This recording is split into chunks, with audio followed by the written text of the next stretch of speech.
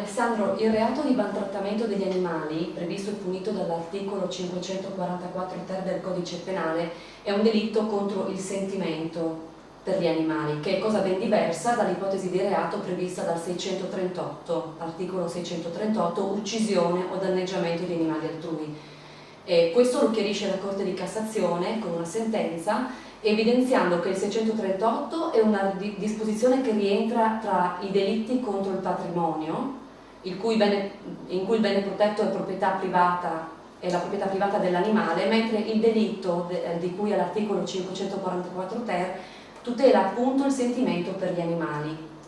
Quindi se nel primo caso l'animale è tutelato come bene patrimoniale, e nel secondo caso ciò che si rileva è la condotta lesiva dell'integrità dell'animale stesso. Ecco, puoi darci un tuo parere sia di avvocato che di animalista circa questa questione?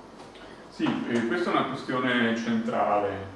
e si è discusso veramente molto quando fu introdotto il titolo non bis nel Codice Penale con la legge 189 del 2004. Con questa legge appunto furono introdotti oltre al 544 ter, che qui ho citato prima, anche gli altri articoli che tutelano, diciamo,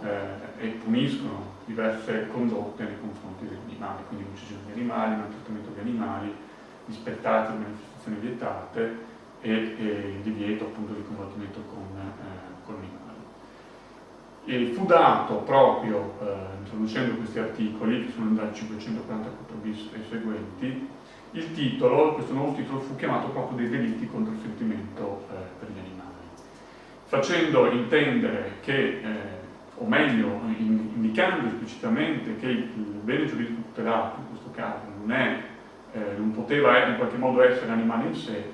ma era il sentimento che l'uomo nutre nei confronti degli animali, il sentimento di pietà. Quindi, diciamo, la pietà che prova l'uomo nel momento in cui vengono condotte, quindi poste in essere delle azioni violente di lesione dell'integrità psicofisica degli animali.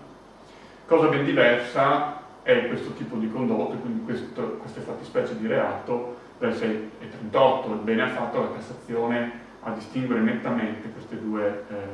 fattispecie, perché l'articolo 638 appunto non tutela nemmeno questo sentimento di pietà che in via mediata va a tutelare l'integrità psicofisica degli animali, ma tutela il bene animale quale bene patrimoniale, quale oggetto, quindi come oggetto che può essere una bicicletta, come un qualsiasi altro bene. È chiaro che questa norma nasce per tutelare i piccoli allevamenti o anche i grandi allevamenti o comunque gli animali, il patrimonio inteso come animale da reddito, che può essere anche nei piccoli allevamenti di casa. Bisogna quindi distinguere nettamente queste due fattispecie. Rimane, secondo me, un discorso da fare, e se è già stato fatto allora, io credo che valga la pena affrontarlo anche adesso. Se da un lato il legislatore quindi ha indicato che il bene giuridico tutelato non è l'animale, nemmeno nell'articolo 544 ter, ma il sentimento di pietà, è difficile quindi concepire come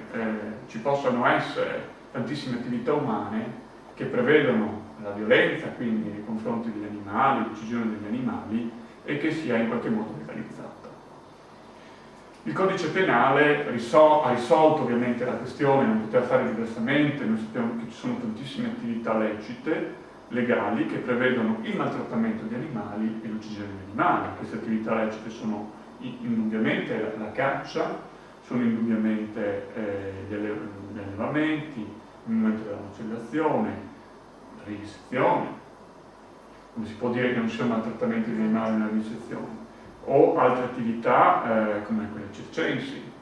È inevitabile che animali che vivono, che hanno delle caratteristiche ecologiche particolari, quindi che sono ovviamente originari di ambienti particolari, vengono poi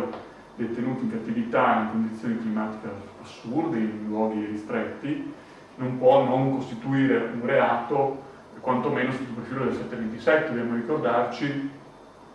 e questo ritengo opportuno dirlo in questo discorso, che oltre al maltrattamento di animali del 544 ter, vero e proprio, quindi la fattispecie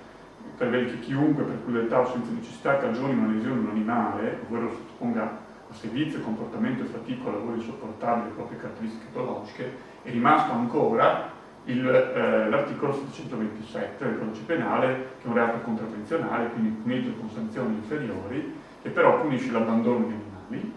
che è una fattispecie a parte, che secondo me potrebbe anche integrare in via, si dice, di concorso di reati il maltrattamento, perché pensiamo a un animale abituato a vivere in casa, in famiglia, che venga abbandonato, quali possono essere le conseguenze sul profilo psicologico e anche psicofisico dell'animale, perché spesso questi si muoiono per i media, per i nutrizi, però è rimasta questa fattispecie autonoma. E dall'altro la detenzione è compatibile con la loro natura, quindi tutti quei casi in cui un animale viene detenuto in condizioni che non possono ovviamente essere compatibili al suo modo di essere. Pensiamo a un pesce tenuto con poca acqua. Ecco. A questo punto il legislatore è intervenuto, quando ha introdotto gli articoli di cui si parlava prima, un escamotage, una via d'uscita. Ha detto che tutte queste norme non si applicano nelle attività appunto legate alla caccia, alla dissezione, all'attività circense e a tutti anche quegli spettacoli, manifestazioni pubbliche che si svolgono. Quindi pensiamo ad esempio al classico Palio di Siena, le condizioni sono sicuramente non legali perché non è un'attività sportiva, non è nulla, anche le competizioni sportive con animali sono tra virgolette depenalizzate. Ecco, questo ha creato un vuoto e allora nel 2004, quando fu approvata questa norma, ci furono molti interventi critici perché appunto c'è questa contraddizione. Il codice penale tutela, si può dire oggettivamente, tutti gli animali, perché non c'è una distinzione tra animali d'affezione e gli altri animali. Quindi può essere punito per il maltrattamento di animali sia chi maltratta il pesce, il crostaceo, come chi maltratta un cane o un gatto. Bisogna dire che essendo state introdotte ovviamente queste depenalizzazioni, allora è chiaro che ad avere maggior tutela saranno sicuramente di più gli animali d'affezione, perché è sempre illecita, tranne la vivisezione, diciamo, è sempre illecita la condotta di uccisione di animali o di maltrattamento. Quindi per concludere un po' il discorso che si è fatto fino ad ora, e ripartendo appunto proprio dalla tua domanda, si può dire che se quindi il legislatore è stato anche in qualche modo costretto a introdurre queste norme, indicandole diciamo, in un insieme che ha il titolo dei delitti contro il sentimento per gli animali, da un lato nelle sentenze si legge ormai da molto tempo che il bene giuridico tutelato direttamente è l'integrità psicofisica degli animali, quindi l'animale in sé. È chiaro che nel nostro ordinamento gli animali non hanno dei diritti autonomi, anche perché è ovvio non possono esercitare degli autonomi, ma di questo se ne può parlare. Si spera che l'evoluzione sociale e culturale non porti solo l'interprete, quindi i giudici che vanno ad applicare queste norme, a ritenere appunto meritevoli di tutela gli animali in quanto soggetti capaci di provare dolore, quindi che sia tutelata la loro incolumità e quindi il loro dolore, perché non proprio il dolore, perché a loro non venga recata sofferenza, ma che proprio nelle norme e anche il legislatore faccia questo passo avanti e si abbia il coraggio di dire dei delitti contro gli animali, contro il dolore degli animali, contro la vita degli animali, e questo sarebbe veramente un gran passo avanti per l'evoluzione culturale del nostro paese, anche se, bisogna ammetterlo, dei piccoli passi si sono fatti. Io ritengo che l'introduzione di questa norma nel 2004 sia un piccolo passo avanti, anche se ha ovviamente dei punti neri, dei nei che vadano risolti,